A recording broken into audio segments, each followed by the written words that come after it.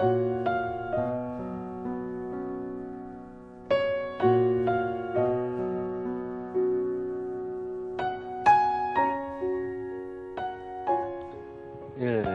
개바복음 11번째 시간입니다. 염려하지 말라 하는 제목으로 말씀을 나누겠습니다. 베드로가 예수님께 여쭤봅니다. 이 비유를 우리에게 하십니까? 아니면은 모든 사람에게 하십니까? 라고 물어보는데요. 이 비유는 뭘까요? 12장 16절로 갑니다.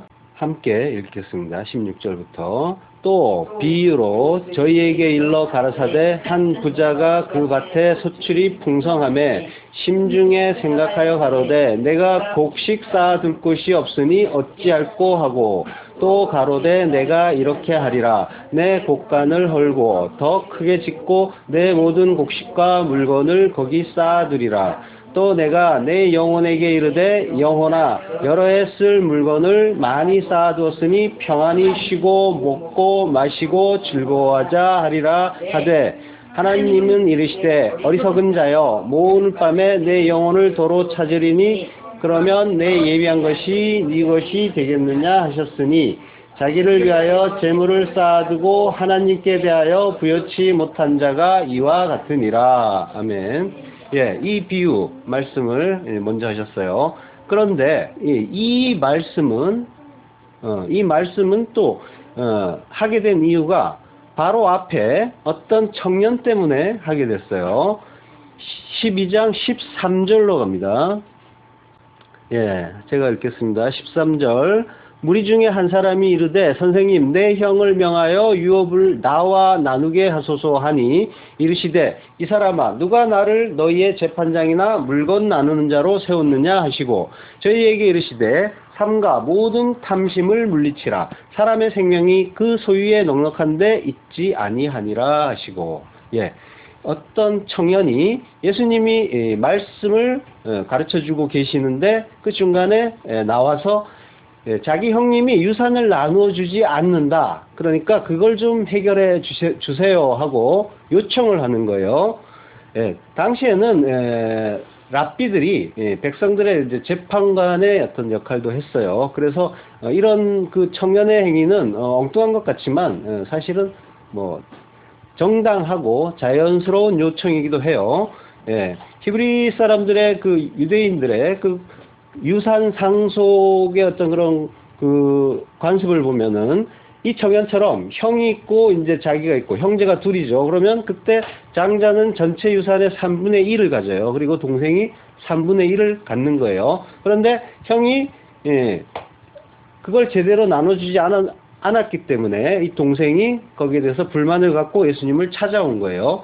당연한 권리니까 그걸 찾아야겠죠. 그런데 예수님께 찾아와서 그걸 의뢰를 했는데 근데 예수님의 말씀이 뭐라고 하세요? 삼가 모든 탐심을 물리치라 라고 말씀하시죠. 지금 뭐예요? 굉장히 자기로서는 뭐 크게 잘못한 게 없고 청년의 입장에서는 당연한 권리를 주장하는 건데 당연히 받아야 될 유산을 받아야 되는 거고 그리고 그걸 랍비에게 의뢰한 건데 예수님이 조금 그 사람의 입장에서는 황당할 수도 있는 그런 말씀을 하신 거예요. 삼가 모든 탐심을 물리치라. 사람의 생명이 그 소유에 넉넉한데 있지 아니하니라 라고 말씀하시는 거예요. 모든 탐심을 물리치라. 그 당연한 권리를 갖겠다고 하는데도 지금 그게 탐심이고 그거 물리쳐야 하는 거라고 말씀하시는 거란 말이에요. 이게 도대체 무슨 말씀인지 한번 볼게요. 모든 탐심을 물리치라 라고 하는데 원어로 보면은 이제 물리치라는 말이 아니라 호라오하고 필라소 하라 라고 말씀하세요. 호라오라는 말은 밝히 보라는 거예요. 그게 뭔지 제대로 보라는 거예요. 그리고 그걸 깨달아라. 이게 호라오예요. 보고 깨닫는 거예요. 제가 늘 계속 말씀드린 게 뭐예요? 모든 게 다 말씀이라고 하는 거죠. 근데 사람들은 그냥 보죠. 그냥 본단 말이에요. 그냥 보는 거랑 그걸 보고 깨닫는 거, 이 호라오로 보는 거는 완전히 다른 차원이란 말이에요. 그 속에 담긴 하나님의 말씀과 진리를 같이 보는 게 호라오란 말이에요. 근데, 대부분의 사람들은 그냥 보는 거죠. 그래서 그 사건들에 나타나는 현상에 일희일비하고 그것들에게 희로애락의 감정을 이입한단 말이에요. 거기에서 빠져나와서 그 안에 담겨있는 하나님의 말씀과 진리를 바라보는 게 그게 하나님의 뜻이란 말이에요. 지금 예수님이 호라고 하라. 그 의미를 제대로 알고 그걸 깨달아라 라고 말씀하시는 거예요. 하나님은 이 세상을 만들고 이 인생을 살게 하는 이유가 다른 게 있는 게 아니란 말이에요. 이 땅에서 잘 먹고 잘 살라고 이 세상 만들고 이 인생 살게 하신 게 아니란 말이에요. 그걸 분명하게 아셔야 돼요. 하나님 나라를 알라는 거예요. 그리고 하나님을 알라는 거예요. 그리고 하나님 백성이 되라는 거예요. 아들이 되고 벗이 되라고 하는 거예요. 근데 보이지 않는 그 나라, 그걸 알라고. 그러니까 이 세상에서는 하나님 나라가 안 보인단 말이에요. 그러니까 그걸 이 세상에 보이는 것들로 주신 거예요. 그러면 그 속에서 그 보이지 않는 걸 발견하셔야 되는 거예요. 이걸 발견하지 못하면 그냥 살다가 끝나는 거예요. 그게 자연스럽고 당연한데 육을 입고 있는 동안에는 그렇지만 하나님의 은혜가 임해서 반드시 이걸 깨닫고 그 나라를 바라보셔야 되는 거예요. 그때 그가 믿음이 있는 자라고 하는 거고 의인은 오직 믿음으로만 산단 말이에요. 다른 걸로 사는 게 아니라 믿음 있는 자만 구원받는단 말이에요. 그 상태, 그 하나님이 보라고 한 그걸 보이는 대로 보고 그 보이지 않는 하나님의 뜻을 깨닫지 못하는 그 상태, 그걸 뭐라고 하냐면 보이는 이 세상에 그냥 갇혀있다. 땅에 갇혔다고 하는 거예요. 그걸 땅지 감옥고 그게 지옥이란 말이에요. 이 인생 사는 동안에는 이미 그 상태가 지옥이고 그 상태로 살다가 끝나면 영원한 지옥으로 가는 거예요. 천국을 사는 자가 천국 가는 거고 지옥 사는 자가 지옥 가는 거예요. 하나님의 뜻 모르면 다 지옥인 거예요. 다 갇힌 상태란 말이에요. 여러분이 막연하게 착하게 잘 살다가 때가 되면 하나님이 천국 보내주시겠지 이렇게 막연하게 천국을 생각하시면은 큰일 나는 겁니다. 지금 이 땅에서 하나님 뜻 깨닫고 하나님 나라가 되셔야 된단 말이에요. 그렇지 않으면 그는 이미 지옥인 거예요. 적어도 아직까지는. 하나님 은혜가 임해서 그 뜻, 그걸 깨닫는 천국 백성으로 자라날 수 있겠지만 당장은 지옥 사는 거예요. 그게 기쁜 일이 되면 안 된단 말이에요. 근데 보이는 대로 살고 내 욕망이 원하는 대로 본능이 이끄는 대로 본성이 잡으라고 외치는 그것만 바라보면서 달려가면 안 된단 말이에요. 성도는 반드시 보이는 것들, 하나님이 우리에게 주신 것들 속에서 하나님의 뜻, 진리, 그 구원의 복음을 발견하는 거예요. 그게 호라오 하는 거예요. 탐심을 호라오, 밝히 보고 그게 뭔지를 깨닫고 필라소, 경계하라라는 그런 말씀을 하신 거예요. 근데 여기에서 탐심은 우리가 잘 알고 있는 그 에피티미아의 탐심은 아니에요. 플레오넥시아라고 해요. 이거는 탐욕입니다. 탐욕으로 우리 성경에 나와 있는 구절들, 다른 구절에서는 탐욕이라고 나와 있어요. 그러니까 일반적인 물욕, 구체적인 행동화된 그 물욕, 그리고 그 소유욕, 이런 것들을 플레오넥시아라고 해요. 인간의 그 에피티미아의 탐심은 근본적인 그 두 마음, 인간의 본성에 담긴 모든 것을 내가 하나님처럼 됐잖아요. 선악과를 먹고. 그래서 선악을 항상 가르죠. 이 두 마음을 탐심이라고 하는 거예요. 그러니까 하나님의 뜻 못 깨달으면 항상 두 마음으로 보겠죠. 그러면서 이게 나한테 손해야. 이건 나에게 나쁜 거야. 이건 더러운 거야. 이건 내가 싫어하는 거야. 이런 거는 악이라고 하면서 거부하죠. 그리고 자기가 선이라고 생각하는 것만 끌어당긴단 말이에요. 그걸 갖고 싶어하고 그걸 끌어당기죠. 그 두 마음 자체, 모든 걸 둘로 나누어 보는 그 자체를 탐심이라고 한단 말이에요. 하나님의 은혜가 아니면 여기서 벗어날 수가 없어요. 그걸 요즘 심심찮게 일어나는 그 지진이라는 걸, 그게 바로 그거라고 했잖아요. 이 땅이 갈라지는 것. 그게 멸망이라는 거예요. 하나님이 그걸 이 자연현상을 통해서 또 우리에게 경고하시는 거란 말이에요. 자, 에피티미아의 그 탐심은 가지고 싶어하는 것만이 아니라 가지고 싶지 않은 것을 거부하는 것까지 탐심이라고 성경은 말씀하신단 말이에요. 근원적인 욕망, 죄의 근본을 얘기하는 거예요. 다들 그렇게 살고 있잖아요. 메르스라는 전염병이 유행하니까 무섭다고 하죠. 거기에 담긴 하나님의 뜻은 호라호할 생각을 하지 않고 일단 내 판단, 내 감정을 발동시키는 거예요. 그거 걸리면 죽을 수도 있다는데 조심해야지. 예, 하나님의 뜻을 호라호하지 않고 발동시키는 그 판단, 선악의 판단과 그에 따르는 감정이 죄란 말이에요. 선악의 두 마음이 에피티미아의 탐심이고 싫고 좋은 그 두 마음에서 벗어나서 한 마음, 하나의 마음, 하나님이 지으신 모든 것이 선하다고 믿는 한 마음을 갖는 것이 구원이란 말이에요. 그 한 마음을 가진 자를 독생자라고 해요. 호 휘어스 호 모노게네스. 예.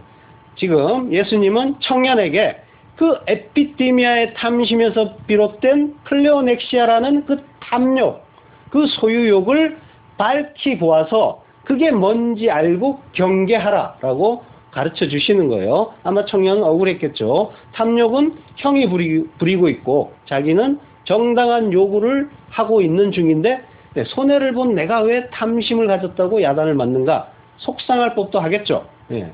그러나 그 손해를 봤다고 판단하는 그 마음이 이미 탐심이고 탐욕이란 말이에요. 그리고 그 판단에 따라서 권리를 주장하는 행위 그것 또한 탐욕이고 탐심인데 그런 것들은 생명, 구원과 관계가 없다라고 말씀하시는 거예요.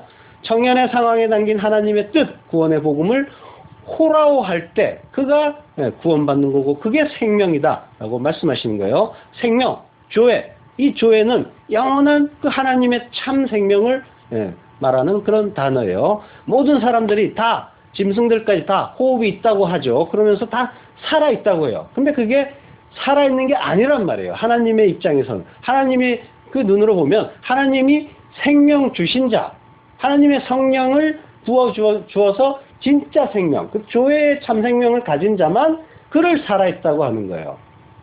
그러니까 무슨 인권이니 또 뭐 동물에 대해서 뭐 이렇게 뭐 요즘은 무덤까지 만들어주고 병원에 보내고 호텔까지 있고 막 그런데 하나님의 뜻은 관계없는 거예요. 하나님 뜻과는. 그게 생명을 사랑하는 그런 행위는 아니에요.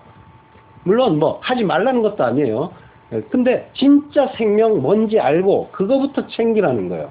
그것도 하지 않고 엉뚱한 거 붙잡고 이게 생명이야 이러고 있으면 그거 망하는 일이라는 거예요.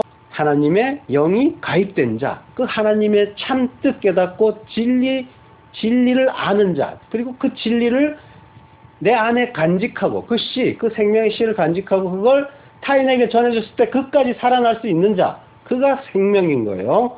에스겔 선지자의 그 마른 뼈 환상이 바로 그걸 우리에게 가르쳐 주시는 그 정확한 그림이란 말이에요.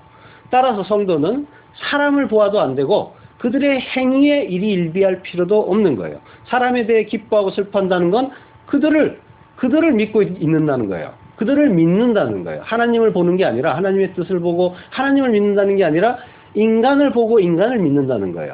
믿을 분은 하나님 한 분밖에 없단 말이에요. 사람은 그저 사랑의 대상, 관심의 대상일 뿐이에요. 그 사랑, 진짜 사랑, 내가 그 진짜 사랑을 알고 진짜 사랑을 전해주는 그 사랑의 대상이란 말이에요. 무조건 뭐 잘해주고 밥해주고 그게 진짜 사랑이 아니라 그 사랑, 하나님께 받은 그 사랑, 마지막 그 에스카토스 코드란테스 그거 깨닫고 온전한 하나님의 나라, 성전으로 지어지고 그걸 잘 깨달아서 빚진 자로서 그걸 잘 전해줘야 된다고 했죠. 그게 또 용서고 아피엠이 풀려나는 거라고 했잖아요. 자, 예수님은 지금 그 청년의 정당한 행위가 알고 보면 탐욕에서 비롯된 거고 그거는 구원에 이를 수 없는 일이다 하는 걸 가르쳐 주시는데 그 청년을 비롯해서 제자와 말씀을 듣는 이들에게 알아듣기 쉽게 또 비유를 해주세요. 그게 좀 전에 읽은 부자 이야기인 거예요. 부자가 밭의 소출이 기대 이상으로 풍성하게 나와서 생각하는 거예요. 내 곳간의 규모로는 이걸 다 담을 수 없으니까 지금 있는 걸 헐고 새롭게 더 큰 곳간을 지어서 내 소유를 모두 담아 놓아야겠다. 내 영혼아 이제 노후 걱정은 하지 말고 평안히 쉬고 먹고 마시고 즐거워하자 이렇게 생각을 해요. 이거 잘못된 건가요? 이런 생각이 나쁜 건가요? 아니죠. 뭐 크게 잘못된 것 같진 않죠. 이러한 그 풍요로운 수확을 거두고 그걸 저장할 대책을 세운 일을 보면 사실 다들 부러워하잖아요. 그죠? 부럽다. 좋겠다. 이런단 말이에요. 그런데 예수님은 그 부자에 대해서 뭐라고 하세요? 예수님은 어리석은 자라고 해요. 20절, 어리석은 자라고 하신단 말이에요. 어리석은 자. 근데 이 말은 사실은 더 심한 말이에요. 아프론이라고요. 바보, 멍청이. 예, 아프론. 이 바보야, 이 멍청아. 예, 이 분별 못하는 자야. 똥오줌 못 가리는 놈아. 이런 야단을 치신 거란 말이에요. 세상 사람들은 지혜롭다고 칭찬할 법한 그런 부자에게 예수님이 바보, 멍청이라고 야단을 치신단 말이에요. 예수님은 풍성한 미래를 기뻐하고 있는 부자에게 내가 내 영혼을 오늘 밤 찾는다면 그 저축해 놓은 게 다 누구께 되겠느냐라고 물으신단 말이에요. 청년은 상속받아야 할 유산을 못 가졌고 부자는 소유가 넉넉하죠. 근데 두 사람은 뭐예요? 사실은 다 똑같다는 얘기예요. 그 비유로 이 바보야 하는 게 청년에게 주시는 말씀이고 우리에게 주시는 말씀이란 말이에요. 가진 놈이나 못 가진 놈이나 다 똑같다는 거예요. 거기에 마음 팔리고 있으면. 그러니까 있고 없고의 문제가 아니라 마음의 문제라는 거예요. 성경에서 말하는 가난한 자, 부자는 소유의 문제가 아니에요. 있고 없고, 눈에 보여, 이 손에 잡히는 게 있고 없고, 돈이 많고 적고, 여기에 문제가 아니라 마음의 문제예요. 즉, 존재의 문제인 거예요. 심령이 가난한 자가 천국이 저희 것이다 라고 하시죠. 여기서 심령은 푸뉴마, 성령이에요. 성령 가난한 자. 성령 주세요. 이거 매달리는 자. 나 이거 없으면 죽어요 하는 자가 프토코스, 가난한 자란 말이에요. 이거 없으면 죽어요. 나 이거 있어야 살아요 하고 매달리는 걸 프토코스, 완전하고 절대적인 가난한 자를 말하는 거예요. 프토코스란 말이. 그러니까 뭐예요? 심령이 가난한 자는 성령 없으면 나 죽어요. 성령 주세요. 그 구하는 자를 가난한 자라고 하는 거예요. 심령이 가난한 자. 따라서 하나님 없으면 나 죽어요. 하나님이 있어야 돼요. 다른 건 다 필요 없고 하나님만 있으면 돼요 하는 자가 심령이 가난한 자예요. 그리고 그가 천국이 저희 것이라고 하죠. 이 말은 직역을 하면 원래 원어를 보면 그가 천국이다 라고 하는 거예요. 천국이 저희 것이 아니라 그가 이미 천국이다. 이렇게 해석이 돼야 지금까지 성경과 맞게 되죠.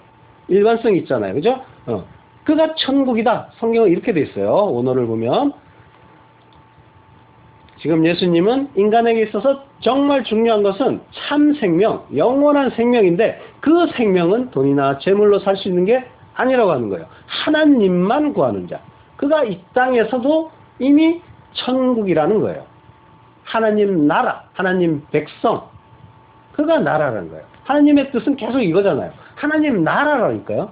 창조의 사역. 하나님이 태초에 창세기 1장에서 창조를 하시는데 새 창조를 하신단 말이에요. 진짜 하나님 나라. 여기는 뭐예요? 폐해질 곳이란 말이에요. 뭔가를 가르쳐주기 위해서 잠시 세운 그런 나라고 진짜 하나님 나라. 그 새 창조의 사역을 하시는데 그게 성도라는 말이에요. 성도의 안에 하나님 나라 만드는 게 진짜 하나님이 하실 그 천국, 그 나라 지으시는 새 창조의 사역이란 말이에요. 자, 인간들은 근데 자기의 그 존재 가치를 항상 소유의 많고 적음, 인기, 명예, 그거의 많고 적음 이런 걸로 판단을 하고 그걸로 일희일비하죠. 그 말은 이 세상 모든 인간들이 이 세상의 힘과 가치를 모으면 그것이 바로 생명이 된다라고 착각을 하면서 살고 있단 말이에요. 그러면서 이제 나는 잘 산다 이런 말을 덧붙인단 말이에요. 그리고 또 이걸 모르는 자들이, 진짜 생명이 뭔지 모르는 자들이 다들 입을 모아서 저 사람 잘 산다라고 또 부러워해 준단 말이에요.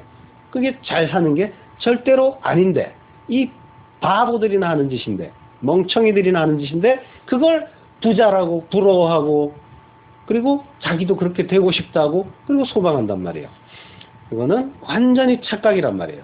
이 세상에서 관심 있는 그런 주제, 인간들이 생각하는 주제, 그것들이 뭐예요? 돈, 건강, 명예, 권세, 인기, 학생들은 뭐 대학 가는 거, 그리고 뭐 게임 또는 이성 이런 게 되겠죠. 근데 그런 것들은 모두 한시적이고 유한한 거란 말이에요. 그리고 그냥 보이는 거예요. 그 안에 담긴 의미를 모르고 그걸 구하고 있다면은 그는 그것들과 함께 멸망하는 거예요. 그것들이 한시적이니까 때가 되면 사라지겠죠. 끝까지 남아있을 게 뭐가 있어요? 돈도 떨어지고 건강도 때가 되면 다 떨어져 나갈 거고 명예, 권세 그런 거 마찬가지. 예, 아무것도 남는 게 없단 말이에요. 그래서 영원한 멸망으로 떨어진단 말이에요. 반면에 참 생명을 구하는 자, 진리 하나님을 구하는 자, 그가 참으로 심령이 가난한 자에 의해서 통제되고 장악된 그 인생은 어떻게 돼요? 아무것도 없지만 그것만 있으면 돼요 한 이자들은 뭐예요? 그 하나님이 영원하시기 때문에 그 하나님은 절대로 멸망하지 않기 때문에 그걸 생명으로 붙잡은 자, 그는 그와 더불어 그와 연합을 했기 때문에 진짜 생명과 연합을 했기 때문에 영원한 생명으로 가는 거예요. 그 자체가 영생이란 말이에요. 죽어서 어디 좋은 곳에 가서 거기서 영생하는 게 아니라 이미 영생이란 말이에요. 영원한 하나님이 나의 안에 계시고 내가 그 하나님만으로 기뻐하고 감사하고 그 하나님을 전적으로 의지하고 의뢰할 때 이미 그는 영원한 생명을 사는 거예요. 그는 죽어도 죽는 게 아니란 말이에요. 영원한 생명, 부활의 참 생명을 살고 있는 중이고 그게 영생이란 말이에요. 그 생명을 사시고 그걸 구하셔야 하는 거예요. 예수님이 이 땅의 소유로 즐거워하는 그 모든 부자, 우리에게 말씀하시는 거예요. 자기를 위하여 재물을 쌓아두는 자는 진짜 부자가 아니다. 생명과 무관한 자다. 영원한 생명을 가진 존재가 되어야 하는 거다. 그게 진짜 생명이다. 진짜 생명. 심령이 가난한 자, 하나님만 구하는 자. 그거 말씀하시는 거예요.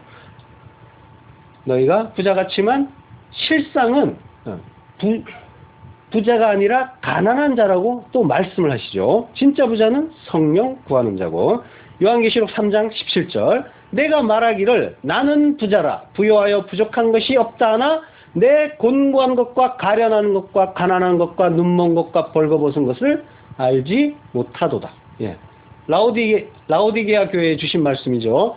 그들은 부자였어요. 부유한 교회였어요. 근데 예수님이 너는 곤고하고 칼라이포로스 비참하다는 거예요. 가련하고 가난한 자고 가난한 자는 뭐예요? 성령이 없는 자. 그 하나님이 있어야 부유한 자고 그가 하나님 나라인 건데 그거 없을 때 하나님이 없을 때 뭐예요? 그가 진짜 비참하고 가난한 자인 거예요. 눈이 멀었고 진리를 못 보고 호라워하지 못하고 하나님의 뜻을 깨닫지 못하고 구원의 참생명 깨닫지 못하고 벌거벗었고 그 말씀, 그 의의 흰옷, 진리의 겉옷, 그리스도를 덧입지 못했고 그가 그래서 가난한 자다라고 말씀하신단 말이에요. 성경이 말하는 참된 부요는 뭐예요? 히브리서 11장 24절 믿음으로 모세는 장성하여 바로의 공주의 아들이라 칭함을 거절하고 도리어 하나님의 백성과 함께 고난받기를 잠시 죄악의 낙을 누리는 것보다 더 좋아하고 그리스도를 위하여 받는 능력을 애굽의 모든 보화보다 더 큰 재물로 여겼으니 이는 상 주심을 바라봅니다. 예, 애굽의 보화보다 더 큰 재물.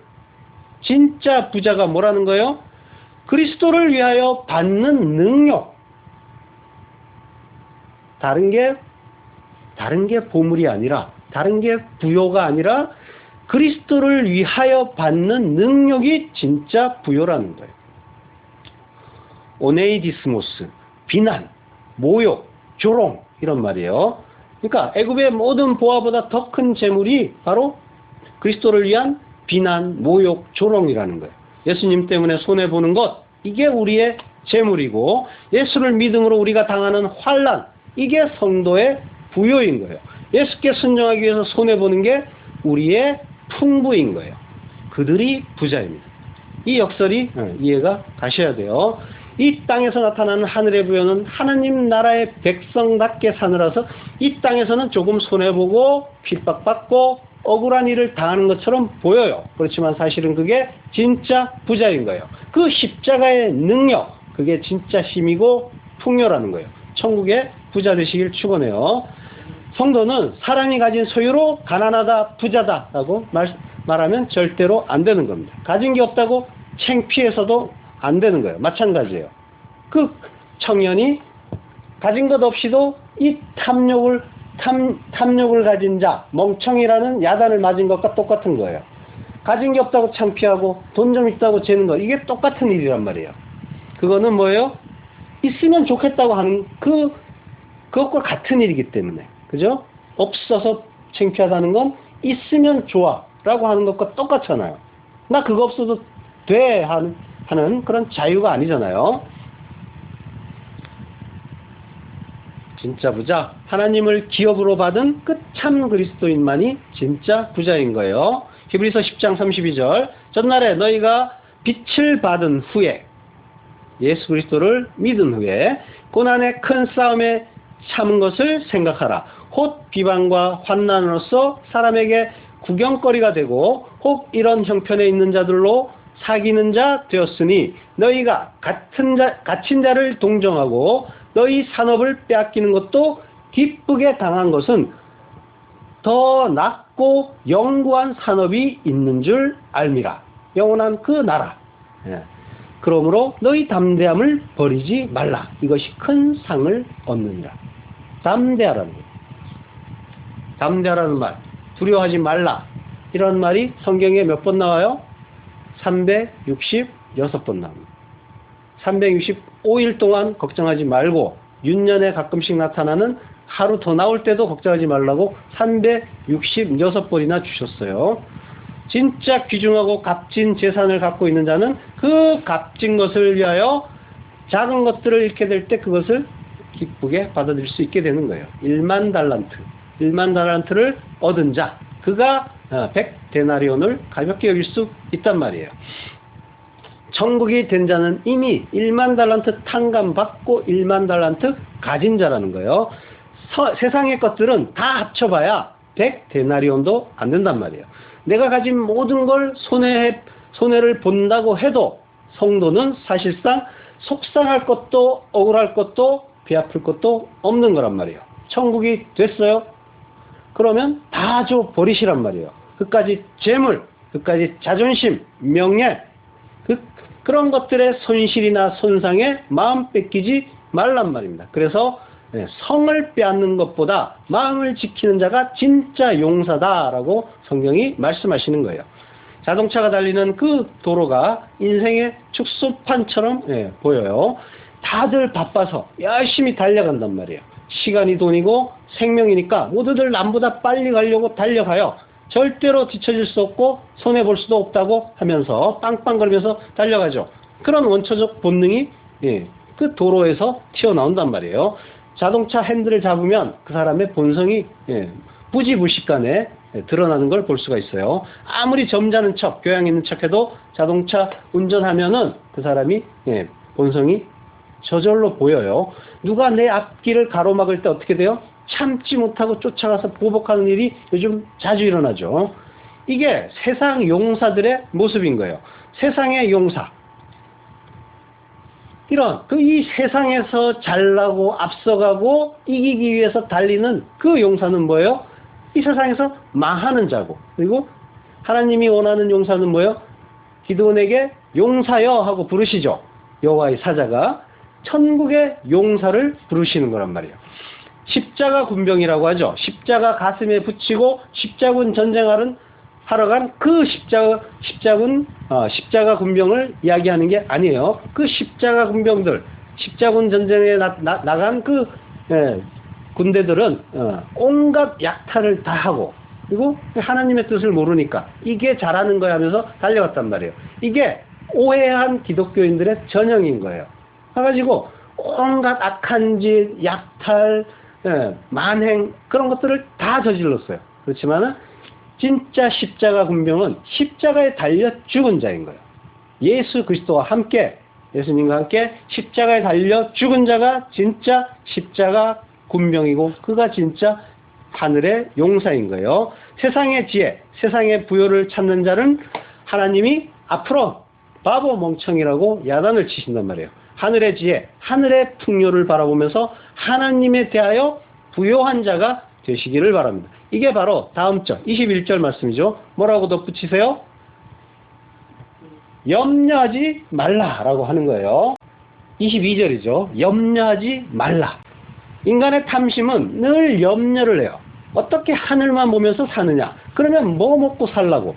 내 생활 정도는 내가 챙겨야 되는 것 아니냐? 어떻게 인간이 믿음만으로 살 수 있겠느냐? 그건 너무 무책임하지 않느냐? 이렇게 이런 두 마음에 사로잡힌 게 대다수 인간들이에요. 노력하지 말라는 이야기가 아니에요. 그렇지만 우선순위가 뒤바뀐 게 문제인 거예요. 그래서 예수님이 염려하지 말라라고 정확하게 인생의 두려움을 정확하게 알고 말씀하시는 거란 말이에요. 누가복음 12장 22절 이 제자들에게 말씀하세요. 너희 목숨을 위하여 무엇을 먹을까? 몸을 위하여 무엇을 입을까? 염려하지 말라. 직역하면 내가 너희에게 이르노니 염려하지 말라. 이렇게 먼저 나와요. 염려하지 말라가. 인간들은 늘 염려로 살아요. 걱정, 근심이 염려예요. 예수님이 씨 뿌리는 비유를 말씀하실 때 가시떨기에 씨가 떨어져서 결실하지 못한 것이 세상 염려 때문이라고 말씀하세요. 그러니까 하나님의 그 말씀, 그 진리의 말씀을 들었는데 이 염려 때문에 말씀을 듣고 믿음이 생겨야 되는데 이 염려로 인해서 열매 맺지 못하고 망한다고 하는 거예요. 베드로 사도가 너희 염려를 주께 맡겨버리라 라고 하죠. 시편 기자는 내 짐을 여호와께 맡겨버리라 라고 또 말해요. 그러니까 짐이 곧 염려라는 거죠. 베드로 사도가 시편을 인용해서 풀어준 거예요. 짐을 여호와께 맡기라 이 말씀을 끌어다가 내 염려를 하나님께 맡기라 라고 풀어준단 말이에요. 해석시켜 주신 거예요. 해석을 해준 거예요. 그러니까 염려가 뭐예요? 곧 수고하고 무거운 짐인 거예요. 스스로 하나님이 되어서 사는 자들은 이 세상을 통해서 하나님의 뜻, 구원의 복음, 진리를 발견하지 못하고 보이는 이 세상에 묶여서 살게 돼요. 그때 인간은 스스로 하나님처럼 됐죠. 근데 한계투성이의 하나님이에요.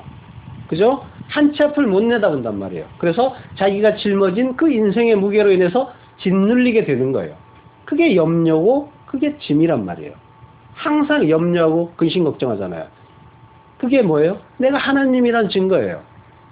내가 하나님을 믿는 게 아니라 내가 하나님이란 거예요. 하나님은 거기 계시고 내가 내 인생의 하나님입니다. 나 상관하지 마세요 하는 게 염려, 근심, 걱정이란 말이에요. 그러나 하나님의 뜻을 깨닫고 그 진리를 호라워할 때 그는 무거운 짐을 벗어 던지게 되는 거죠. 자유롭게 스스로를 아피엠이 용서하고 자유롭게 풀려나는 그런 게 되는 거란 말이에요. 이걸 모르니까 온통 염려, 걱정, 근심하고 주장하고 성내고 분내고 그 희로애락에 갇혀서 사는 거란 말이에요. 이걸 아는 상태, 그 존재로 구원되는 거예요. 소유로 구원되는 게 아니라 존재, 어떤 존재가 되느냐, 하나님 나라가 되느냐 아니냐, 이걸로 구원이 되는 거란 말이에요. 그걸 알면서도 그 육이 제대로 쫓아가지 않죠. 그래서 뭐 돈이 떨어지면은 근심 걱정하다가 뭐 그게 또 들어오면은 마음이 푹 놓이고, 하나님이 나와 함께 있는 걸로 기뻐하고 그 안에서 평화, 평강을 누리고 자유해야 되는데 뭔가 내가 가진 소유가 많을 때 자유로운 여전히 그런 상태를 경험하죠. 자, 그 염려라는 말 메림나는 메리죠. 나누다, 분리하다는 그런 단어에서 온 거예요. 그러니까 염려는 뭐예요? 모든 걸 둘로 나누는 거예요. 에피티미아, 그 탐심의 두 마음 나눌 때 염려가 나오는 거예요. 그거 하지 말라, 그렇게 보지 말라, 둘로 보지 말고 하나로 보라 하는 그 말씀이 바로 염려하지 말라, 그 말씀인 거예요. 전지전능하시고 좋으신 아버지가 어련히 알아서 좋은 것 주셨겠느냐. 사업이 망했다고, 직장을 잃었다고, 다리가 부러졌다고, 암이 걸렸다고, 그게 걱정이냐? 아니다. 그건 좋은 거다. 전지전능하시고 좋으신 아버지가 주신 거니까 당연히 좋은 거란 말이에요. 그걸 우리가 두 마음, 탐심의 두 마음으로 나누어 보고 이게 내 마음에 안 드니까 이걸 악이라고 판단하니까 싫고 나쁜 건데 사실은 그 내용은 좋은 거란 말이에요.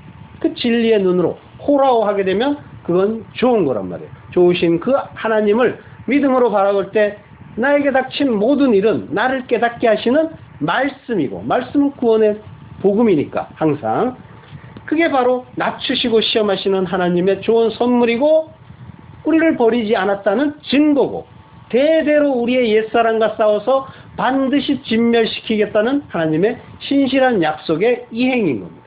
우리에게 나타난 사건을 눈에 보이는 대로 보고 두 마음으로 판단해서 이걸 표피적으로 보면은 그게 바로 율법주의고 인본주의인 거예요. 마귀 자식이라고 야단을 맞은 그 이스라엘 사람들, 그게 율법주의란 말이에요.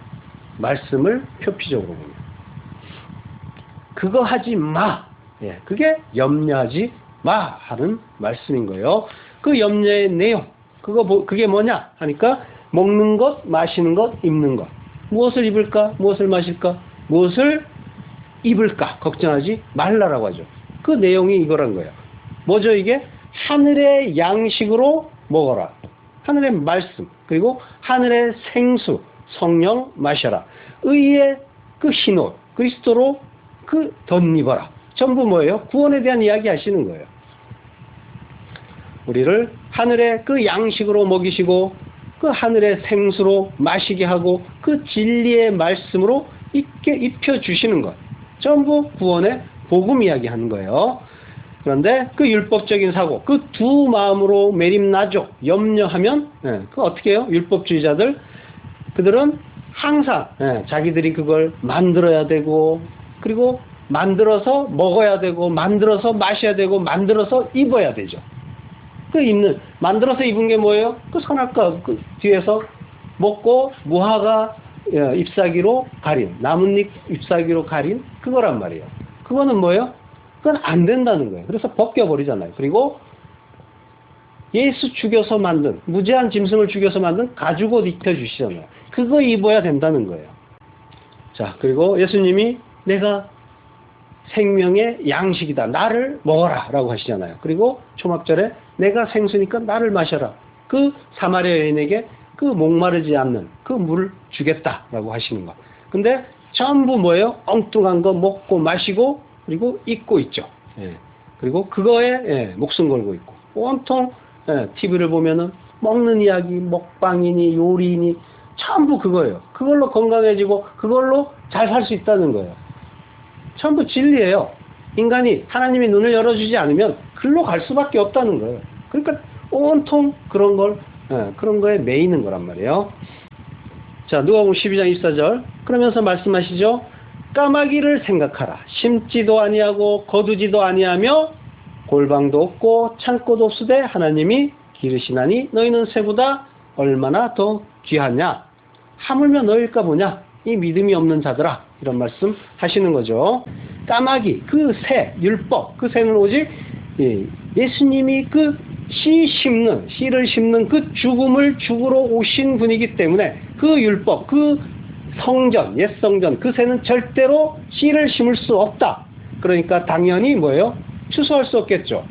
그러니까 추수도 못하는데 라는 말을 하는 거예요. 추수가 안 된다는 건 아무리 그 율법적인 신앙, 그걸 가져봐야 하나님이 기뻐하시는 알고 못 된다 하는 그 이야기인 거예요. 그러니까 그 곳간도 비어있고 그 필요 없고 쌓을 수가 없으니까 하늘의 그 창고, 그 성전의 진짜 양식 쌓을 수가 없다. 이 이야기 하는 거란 말이에요. 그렇지만 어떻게 한대요? 하나님이 기르신다. 트레포, 양육한다. 은혜를 베푼다 하는 뜻이에요. 그러니까 은혜란 말이에요. 이렇게 너희들이 염려하는데 율법적인 열심으로 수고하고 애써서 먹을 것, 입을 것, 마실 것 준비한다고 해서 하나님은 그거 기뻐하지 않으시고, 그거는 뭐예요? 오히려 하나님과 원수가 된다는 거예요. 오히려 하나님이 기르시는 그걸 깨닫고 하나님의 그 은혜 구하라는 거예요. 그러면 그 염려를 통해서, 그 수고를 통해서 너희들이 키를 한 자나 늘릴 수 있느냐라고 물으시죠. 그 키라는 말이 성숙의 의미예요. 나이라는 뜻도 있지만 헬리키아, 성숙.